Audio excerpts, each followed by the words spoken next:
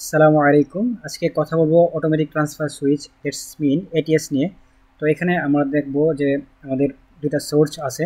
একটা হচ্ছে সোলার থেকে পাওয়ার ইনভার্টার মাধ্যমে এসি হয়েছে, এবং আরেকটা সরাসরি বিআরবি থেকে এসি আমাদের পাওয়ার আছে। আর লোড হিসেবে আমাদের মোটর আছে।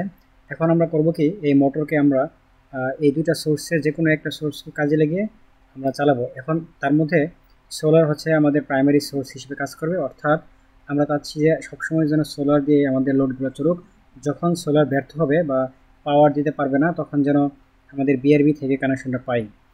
তো এই জন্য আমরা এখানে সার্কিটটা এভাবে ডিজাইন করেছি। এখন আমি সিমুলেশন করে দেখাচ্ছি। তো সাপোজ মনে করা হোক যে এরকম আমাদের সোলার কানেক্ট করা আছে, এবং 3 সেকেন্ড সময় পর গিয়ে আমাদের লোড কানেক্ট হবে সোলারের মাধ্যমে। তো এই মুহূর্তে যদি আমাদের বিআরবি লোড কানেক্ট হয়, বিআরবি সোর্সটা যদি আমরা কখনো কোনোভাবে যদি কেউ সুইচ দিয়ে ফেলে, তাহলে কিন্তু কোনো সমস্যা হবে না, কারণ প্রাইমারি হিসেবে সোলার কাজ করতেছে। এখন এখানে বিআরবি থাকলেও কোনো সমস্যা হবে না। কিন্তু যদি আমি সোলারকে ওপেন করে ফেলি, সোলারকে আমরা ক্লোজ করে ফেলি, অথবা সোলার যখন পাওয়ার দিতে পারছে না, তখন আমাদের বিআরবি কানেক্ট হয়ে যাবে, এবং 3 সেকেন্ড পর বিআরবি লাইন চলবে। তো যদি আবারও কখনো সোলার চলে আসে, তাহলে বিআরবি সোর্স কানেক্ট থাকা সত্ত্বেও সেটা থাকবে না, সেটা মূলত অফ হয়ে যাবে এবং সোলার নিয়ে কাজ হবে। তো